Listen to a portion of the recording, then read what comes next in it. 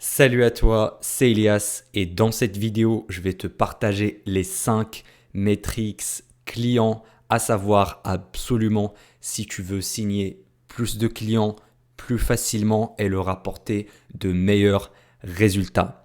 Donc reste attentif jusqu'à la fin parce qu'ils te permettront de développer ton agence SMMA ou ton activité de consultant en marketing digital. Alors oui, tu l'as remarqué, j'ai mis mes lunettes anti-lumière bleue parce que l'éclairage derrière est très très fort, mais je ferai pas ça les prochaines fois. Je sais pas, ça donne l'air d'être un petit peu plus intelligent, mais je sais pas vraiment.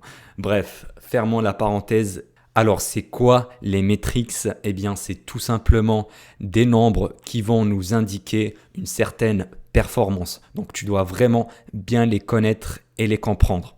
C'est ce qu'on appelle également les indicateurs de performance clés ou les KPIs, donc en anglais Key Performance Indicator. Et le rôle de ces métriques, c'est de savoir la situation initiale de notre client et ça nous permet également de savoir sa situation désirée. Donc, c'est vraiment très important de les savoir et les connaître lors de ton rendez-vous de découverte. C'est ce qu'on appelle également le R1. Comme ça, tu vas faire une bonne proposition commerciale lors de ton R2. Comme ça, tu vas closer et tu vas convaincre beaucoup plus facilement ton client parce que tu vas être vraiment très très pertinent. Tu vas lui montrer les chiffres et tu vas le convaincre par la logique. Également, ça te permettra d'apporter de meilleurs résultats à tes clients parce que tu vas savoir exactement quels sont les points forts dans le tunnel de vente de ton client et tu vas savoir les points faibles à améliorer et comment les améliorer par la suite. Donc ça te permet de closer plus facilement des clients et en plus de leur apporter de meilleurs résultats et donc ils vont être satisfaits et ils resteront avec ton agence sur le très long terme. Et dans cette vidéo, je vais te parler des métriques qui sont spécifiques au trafic payant, notamment Facebook Ads parce que c'est ce que je fais dans mon agence, mais ça peut être valable également pour d'autres services. Et du coup, il diffère selon la niche de ton client. Par exemple, dans le e-commerce, on a des métriques qui sont un peu plus différents que ceux dans de la génération de prospects pour des niches locales. Donc, je vais directement commencer avec la première métrique, c'est le ROAS. Donc, Return on Ad Spend, c'est-à-dire le retour sur investissement publicitaire. Donc, pour le calculer, c'est très très simple. On va utiliser le chiffre d'affaires généré et on va le diviser par le montant publicitaire dépensé. Donc, imaginons j'ai dépensé 100 euros en pub et que j'ai généré 300 euros de vente derrière. Eh bien, le ROAS, c'est 300 divisé par 100, ça donne 3. Donc, j'ai un ROAS de 3. Donc, si je dépense 1000 euros et que je maintiens toujours ce ROAS de 3, eh ben, je vais générer 3000 euros de chiffre d'affaires derrière. Et si je scale encore plus et que je maintiens le même, eh ben, ça va augmenter. Donc, le ROAS doit être le plus haut possible. Donc, un ROAS de 3, 4, 5, 6, 10, voire même plus que ça. Donc, plus c'est grand, mieux c'est. Ça veut dire qu'on est encore plus rentable.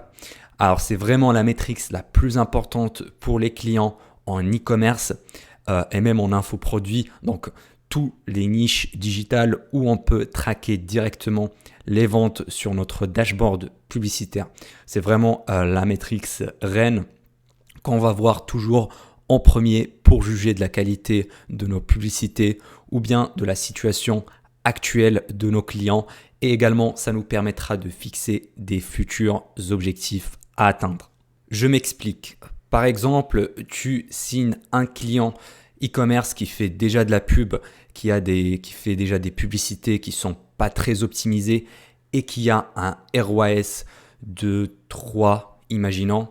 Eh bien, toi, ce que tu pourras faire, c'est d'augmenter son ROAS parce que sa situation actuelle, eh ben, il a un ROAS de 3, mais il désire augmenter sa rentabilité. Donc, ce que tu peux faire, c'est augmenter son ROAS de 3 jusqu'à 4, voire 5. Et ça, tu peux l'utiliser comme un argument de vente lors de tes R2 de closing. Également, ça va dépendre d'autres clients. Tu en as certains qui ont déjà un très bon ROAS, donc tu ne peux pas augmenter leur ROAS directement. Par contre, ils ont besoin de scaler parce qu'il ne faut pas oublier que plus tu vas augmenter ton budget pub, plus ton ROAS va se dégrader. Et ça, c'est tout à fait normal parce que tu vas cibler de nouvelles audiences qui sont froides, qui ne connaissent pas. Et donc, ça fait tout simplement dégrader la rentabilité et donc le ROAS. Donc, vraiment, la problématique, elle est différente. Je dirais qu'il y a deux types de clients principaux. Tu en as qui sont pas rentables. Et dans ce cas-là, tu dois leur augmenter leur rentabilité et donc le ROAS, ainsi que le chiffre d'affaires naturellement derrière. Et le deuxième type, c'est les clients qui ont déjà un très bon ROAS. Par contre, ils n'arrivent pas à scaler. C'est-à-dire, s'ils augmentent leur budget, eh ben, leur ROAS se dégrade et ils sont plus rentables. Donc, ils ont besoin de quelqu'un qui va leur faire des pubs qui sont plus efficaces de façon à scaler tout en gardant un très bon ROAS. J'espère que tu comprends jusque maintenant. Parce que pour closer le client plus facilement, tu dois vraiment comprendre ses besoins et s'il est dans un de ces deux cas-là, eh ben, tu vas formuler ton offre et ta proposition commerciale différemment. Tu vas pas leur adresser la parole de la même manière. Tu dois vraiment structurer ton rendez-vous autour de leurs problématiques. Soit ils veulent augmenter leur ROAS et donc tu vas discuter de ça, tu vas leur montrer comment tu vas faire. Soit tu vas leur montrer comment scaler tout en gardant le même ROAS. Donc vraiment pour ces deux cas, c'est assez différent. Donc j'espère que tu as bien compris cette métrique-là du ROAS parce que franchement j'ai eu des cas vraiment très différents entre chaque client. Par exemple j'ai eu des clients qui ont un ROAS qui est très bon de 7, 8, 9 et par contre ils dépensaient seulement 200, 300, 400 euros par jour sur Facebook. Et ça, c'est un petit budget. Donc, ils arrivaient à maintenir un très très bon ROAS. Par contre, ils avaient un problème au niveau du scaling. Ils n'arrivaient pas à scaler. Et moi, j'ai pu augmenter leur budget pub à 1000, 1500, 2000 euros par jour tout en gardant un ROAS qui est assez correct. Et vraiment, j'espère que tu vas faire pareil toi également à la fois dans tes rendez-vous de vente, mais également lors de la délivrabilité de ton service Facebook Ads. Et puis, il y a également le ROAS break-even, c'est-à-dire notre seuil de rentabilité ou bien le ROAS minimal qu'on ne doit pas descendre en dessous. Je m'explique. Imaginons que je suis en train de vendre un produit à 100 euros avec une marge brute de 50 euros. Et que je dépense 100 euros en pub, eh bien, il faudra que je génère derrière au moins 200 euros de chiffre d'affaires pour break-even. Donc voilà, pour être ni rentable ni perdant. Donc ça donne un ROAS de 2 parce qu'on va faire 200 divisé par 100, ça donne un ROAS de 2. Donc ça va être notre ROAS break-even. Donc si on a un ROAS en dessous de 2, eh ben, on va perdre l'argent. Et si on a un ROAS au-dessus de 2, eh ben, ça veut dire qu'on va gagner de l'argent. Donc ça, c'est vraiment très important, surtout quand tu vas lancer tes campagnes publicitaires pour checker quels sont les plus rentables et les moins rentables. Tu vas tout simplement les filtrer par ordre décroissant et puis tu vas voir ceux qui ont un ROAS supérieur à 2, on va les garder et ceux qui ont un ROAS en dessous de 2, il faudra les couper parce qu'on est en train de perdre de l'argent à cause d'eux. La deuxième métrique à savoir, c'est le CPL, aussi appelé le coût par lead. Donc cette métrique-là est plus spécifique pour la génération de leads ou de prospects pour les entreprises. Donc ça veut dire tout simplement combien on doit dépenser pour acquérir un seul prospect. Donc, on peut très facilement le traquer sur notre dashboard publicitaire, que ce soit avec les formulaires intégrés sur Facebook ou bien si on a un tunnel de génération de prospects externes. Donc, on a un tunnel, voilà, qu'on met la pub qui dirige vers ce tunnel-là. Et pourquoi c'est important de connaître le CPL? Eh bien parce que c'est pas juste une question de nombre de prospects qu'on va générer, mais également le coût pour chaque prospect. Donc pour définir un bon CPL, je ne peux pas te le dire comme ça directement parce qu'il faut prendre en facteur énormément de choses. Ça va dépendre de la niche, ça va dépendre du panier moyen. Plus il est élevé, plus le CPL peut être élevé tout en restant rentable. Ça dépend également de la concurrence et du taux de conversion des leads en clients. Donc ça, c'est à voir avec ton propre client. Mais pour te donner une moyenne générale, le coût par lead est entre 3 euros et ça peut monter jusqu'à 50, 60 euros. Encore une fois, ça dépend des niches. Est-ce que c'est dans la rénovation? Est-ce que c'est dans les salles de bain, la cuisine, les artisans? Voilà, je sais pas quoi. Également, ça peut même être les formations en ligne. Ça peut être donc le coût par email. Dans ce cas-là, ça peut être des leads pour un rachat de crédit, pour un financement, etc. Il y a plein de niches et pour ça, chaque niche, il y a un CPL à atteindre, voilà, idéalement.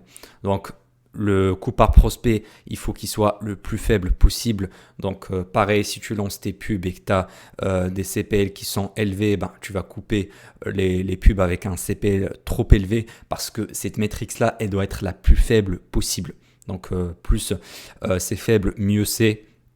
Seul petit bémol, c'est que quand on va qualifier nos prospects avec des formulaires qui contiennent plus de questions, plus d'interrogations, eh ben, on va qualifier notre prospect, certes, mais par contre, notre CPL va naturellement augmenter.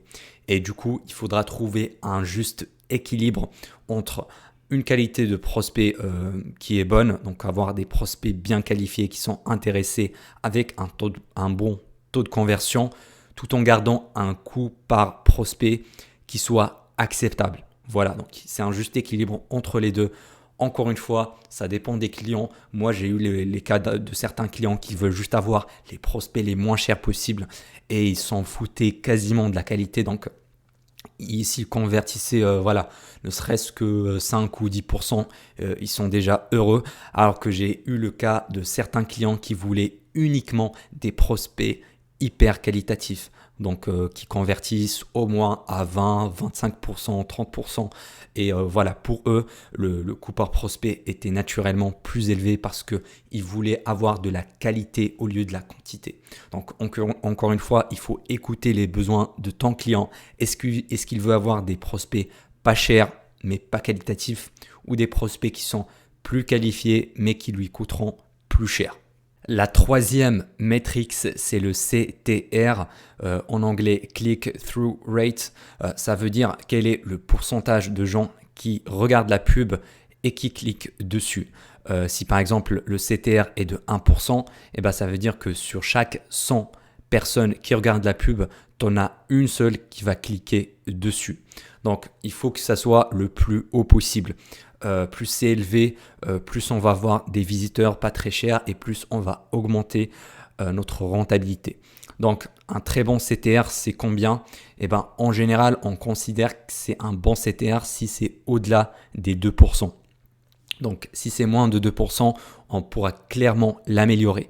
Imaginons tu as un client qui fait déjà de la pub et qui a un CTR de 1%, eh ben, tu peux très bien augmenter ce chiffre-là tout simplement en faisant de meilleures pubs avec des vidéos, avec des UGC, avec un contenu plus qualitatif, avec une meilleure offre et augmenter ce CTR-là de 1% à 2, 2,5, voire même 3% pour avoir plus de clics avec un tarif moindre. Maintenant, il ne faut pas également oublier que le CTR dépend également de la niche et du produit qu'on va vendre. Si c'est par exemple des produits high ticket à plusieurs milliers d'euros, eh ben, naturellement, on va avoir un CTR moins que si on vendait des goodies à 20 euros ou à 30 euros, ce qui est tout à fait logique. Mais l'objectif dans tous les cas, c'est d'augmenter le CTR et tu peux l'utiliser comme argument de vente. D'ailleurs, il y a 2 jours, j'ai eu un R2 avec un prospect e-commerce. J'ai checké son compte publicitaire. Il avait un CTR sur la plupart de ses pubs de 1,2 jusqu'à 1,3%. Et je lui ai bien expliqué que on pourra largement faire mieux et l'augmenter à 2%, voire 3%. Comme ça, on va doubler, voire tripler notre rentabilité et nos résultats. Voilà, je lui ai envoyé l'offre commerciale. J'ai pas encore eu de retour. Mais bon, bref, je pense que tu as compris. Troisième métrique à connaître absolument, c'est le taux de conversion. Qu'est-ce que ça veut dire? C'est tout simplement le pourcentage de personnes qu'on va transformer en clients, de transformation entre les visiteurs du site ou de prospects en clients qui ont acheté notre produit. Donc ça va dépendre des niches. Encore une fois, pour les niches e-commerce, un taux de conversion qui est assez moyen, assez acceptable, c'est 2%. Voilà, entre 2 et 5% pour les produits avec un prix moyen, voilà, quelques centaines d'euros. Si c'est du high ticket, ça peut descendre à 1%.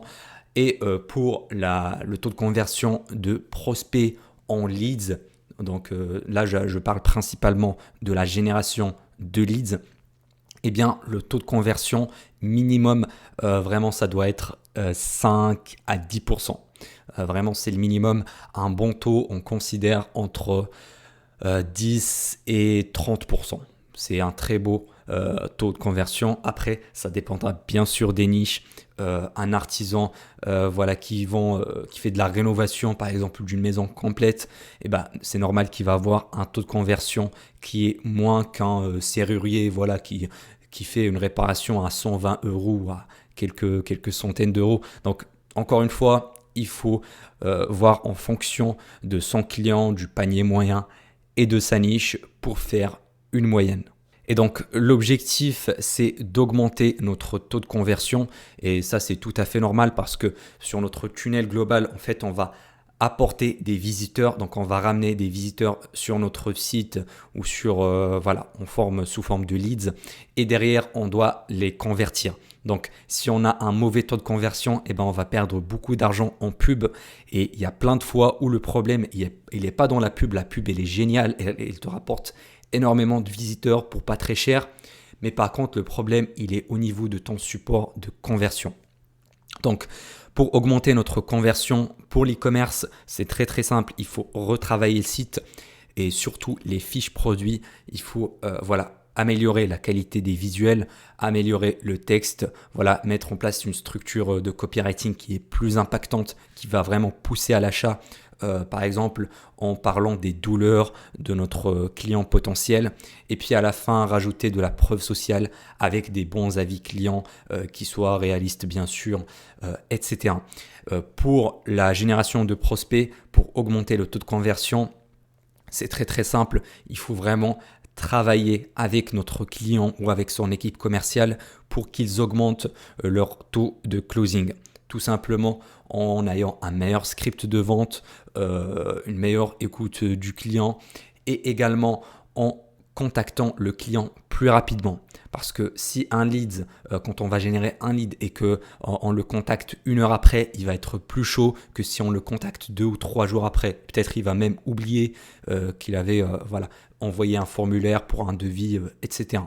Donc c'est important de relancer les leads qu'on a eu le plus rapidement possible, et en cas de non-réponse, on pourra les mettre dans une séquence d'emailing ou de SMS, ou bien tout simplement les rappeler plus tard. Mais après, ça c'est pas ton affaire, ça c'est le client ou bien son équipe commerciale qui doit s'en occuper pour augmenter leur taux de conversion. Juste avant de passer à la dernière Matrix, j'ai pour toi un cadeau offert dans le premier lien en description qui te montre comment je suis passé de 0 à 10 000 euros par mois avec ma propre agence SMMA. La 5e Matrix est la marge brute de ton client. Alors, cette Matrix-là, elle dépend plutôt du type de produit de ton client, c'est-à-dire combien de bénéfices, quel est le pourcentage de bénéfices bruts qu'il génère sur chaque vente. Par exemple, si moi je vends on va dire un stylo à 10 euros et que ça me coûte 5 euros, eh ben, j'ai une marge brute de 5 euros. Bien sûr, en enlevant également les coûts de la livraison, le service client, tous les coûts supplémentaires. Et la marge, c'est très très important à la connaître parce que ça va te permettre de savoir combien tu pourras facturer toi-même en tant qu'agence parce que imaginons tu as un client qui a une marge brute de 5%, et ben, tu ne peux pas le facturer très très cher comparé à un client par exemple qui a une marge brute de 70-80%, et ben là tu pourras le facturer plus cher et scaler beaucoup plus rapidement. Et c'est même important pour savoir si tu veux facturer au variable ou pas. Parce que plus la marge brute est élevée, plus tu pourras proposer une facturation au variable élevée selon le pourcentage, ce qui est tout à fait logique. Et il faut toujours demander quelle est la marge brute de ton prospect lors de ton rendez-vous de découverte. C'est vraiment crucial parce que ça te permettra de savoir si tu pourras apporter des résultats à ton client. Est-ce que tu vas être rentable pour lui? Parce que moi personnellement, si j'ai un prospect qui a une marge de 5%, je vais même pas lui faire un R2 parce que je suis sûr que je vais pas être rentable pour lui. Ça sert à rien donc de perdre ton temps avec des clients qui ont de très petites marges parce que après ils vont pas pouvoir investir en pub et si par magie tu les signes, ils vont pas rester avec toi sur le long terme, donc ça n'a aucun sens. Une bonne marge, ça, je pourrais dire une fourchette, c'est au-delà des 40%. Voilà, entre 40 et 60%, on peut considérer c'est une bonne marge. Si c'est en dessous de 40%, si c'est entre 20 et 40, là je pourrais dire c'est ok.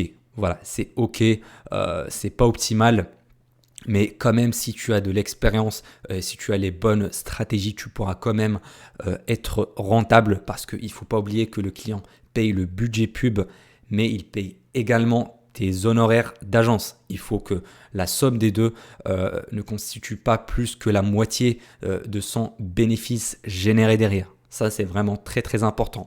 Imaginons le client, il te paye 1000 euros par mois et au niveau du budget pub, il dépense 2000 euros par mois. Il faut que derrière, il gagne au moins 6 000 euros par mois de bénéfices. Voilà, comme ça, il va enlever tes 3 000 euros de dépenses et il va lui rester les 3 000 euros. Ça, c'est très important à connaître. Sinon, ça ne sera pas possible, ça ne sera pas tenable sur le très très long terme. Et si la marge est en dessous de 20%, moi personnellement, je ne les prends pas, je ne vais pas l'onboarder en tant que client. Là ici, je parle surtout des marques e-commerce. Si son produit, il ne marche pas au moins 20% dessus, je ne vais pas le prendre comme client parce que j'estime que je ne vais pas apporter énormément de résultats et que ça ne va pas être rentable. Surtout que moi, je facture des prix qui sont assez élevés. Et donc, en tant qu'honoraire d'agence, il ne va pas être rentable avec ça. Donc, dans l'idéal, entre 40 et 60%, voire plus que ça. Moi, j'ai eu des clients qui ont des marges à 70-80% et ça peut même monter jusqu'à 95-99% pour l'infoprenariat. Voilà. Pour la vente d'infoproduits ou de coaching en ligne, la marge est quasiment de 100% et ça facilite énormément l'apport des résultats. Donc j'espère que tu as bien compris, que tu as bien assimilé ces 5 métriques-là parce que c'est ce qui va te permettre de signer plus facilement. Encore une fois, si tu ne connais pas tes chiffres, tu vas avoir du mal à convaincre ton client potentiel derrière et tu ne vas pas savoir comment lui apporter des résultats et le satisfaire sur le long terme. D'ailleurs, si tu veux garder tes clients pendant très très longtemps, je t'invite d'aller voir la vidéo qui apparaît ici et dans laquelle je t'explique comment garder tes clients sur le très très long terme pour scaler ton agence plus rapidement et plus facilement. Allez, on se retrouve là-bas.